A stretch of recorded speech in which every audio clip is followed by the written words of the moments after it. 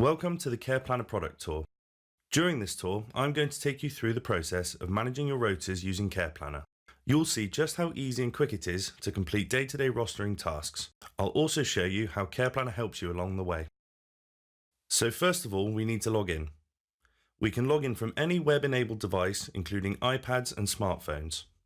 We don't need to use a remote desktop and we don't need to install any software. Everything is encrypted when we log in, and we use the same encryption level as online banking. Each admin has their own configurable dashboard, so everyone can choose the data that is useful and important to them. You'll see that currently I have the unassigned appointments block at the top. This gives us a quick and clear view of appointments that need to be filled soon. Some of the other blocks that you can view here include text messages sent from your staff, client and staff birthdays in the next 10 days, training requirements, and summary statistics. We could use the list here to assign appointments, but today we're going to use the graphical roster instead. The graphical roster allows you to see all of your appointments for a day or week at a time, from either the perspective of your care staff or your clients. Here, we're looking at today's appointments. We have the list of carers on the left-hand side and the hours of the day along the timeline at the top. The thin green line represents when the carer is available and the thin red line when they aren't available. The orange line shows potential availability and indicates carers who might be available if required.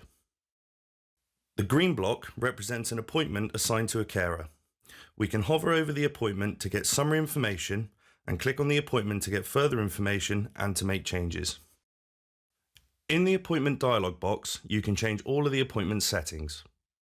These range from simple things such as the time and carer attending, through to more specific details such as the care required and billing information.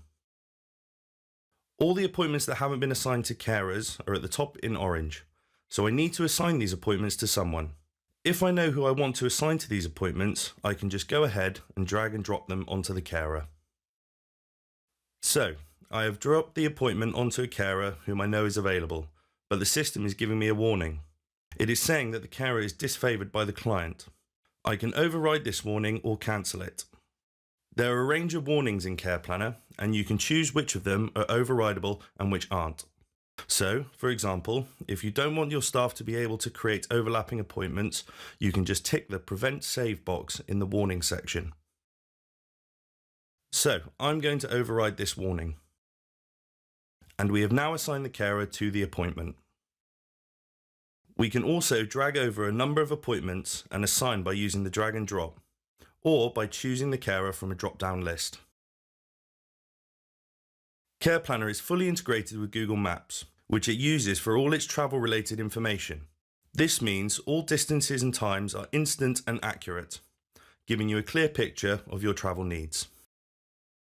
If we take a look at the Travel tab, we can see that this carer doesn't have enough time to travel to the next appointment.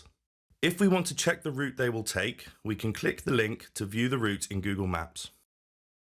To give this carer enough time to get to the next appointment, we can simply nudge a group of appointments to a little later in the day. Sometimes you might not immediately know the best carer to assign to an appointment. In this case, you can use the Recommend button. This feature looks at a number of factors across all of your carers to help you decide who is the best person for the job. It will look at carers' availability, whether or not they are assigned to an appointment already, their distance from the client, how familiar they are with the client, and if they are a preferred or non-preferred carer for this particular client. These factors can all be given different levels of importance depending on your particular care provision. On this particular appointment, the top carer in the list looks suitable, but if I want to double check, I can click on the purple icon to get more information. Here I can see that this carer visits the client frequently and isn't far away. She is also a preferred carer and is within her maximum number of hours. So I'm going to go ahead and assign her to the appointment. When I hit save, I have two options. I can either just save today's appointment, or I can save and update the schedule. This makes the save permanent for all future appointments as well. Another important feature on the graphical roster is the ability to create runs of appointments. Runs can greatly reduce the time you spend creating rotas. I'm going to go to the admin section and turn on the runs feature. Now in the roster, we can see blue bars beneath runs of appointments. To show you how we assign these appointments to a run, I can select a group of appointments and add them to a run. Runs can be useful when you prefer assigning carers to a set of appointments rather than to individual appointments. Then, for example, if this carer calls in sick, we can quickly assign this run of appointments to another carer by just dragging and dropping the run onto their row. If we are unsure about who is available to take on this run, we can click into it and use the same recommended feature that we looked at for single appointments.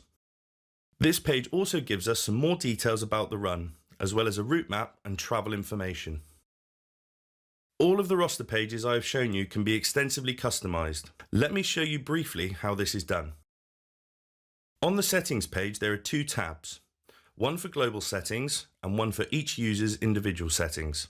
These are tied to certain access levels, so only certain users will be able to change the global settings.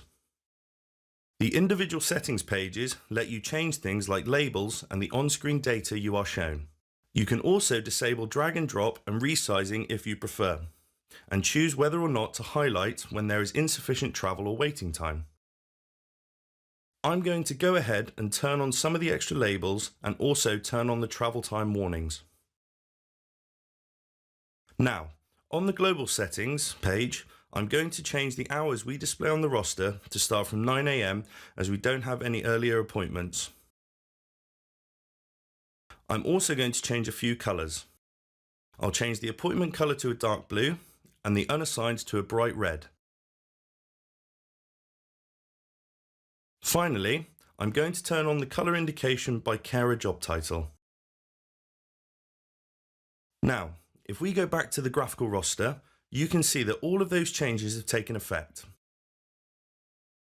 I have different coloured appointments, extra labels on the appointments, and the roster now hides anything before 9 AM.